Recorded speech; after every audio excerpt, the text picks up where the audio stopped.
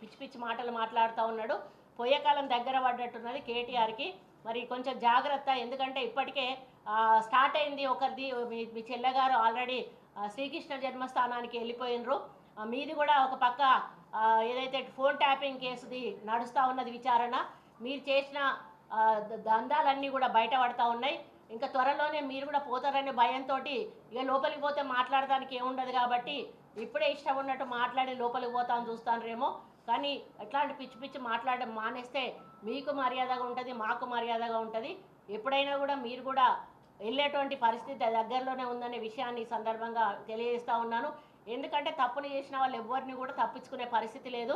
కాంగ్రెస్ ప్రభుత్వం ప్రజల పక్షాన గతంలో ఏవైతే అవినీతులు పాల్పడ్డాయో, అక్రమాలు పాల్పడ్డారో, మరి ఏవైతే అంతకుముందు జరిగినటువంటి కుంభకోణాలు ఉన్నాయో అన్నిటి మీద కూడా నిష్పక్షపాతంగా విచారణ జరుపుతూ ఉంది.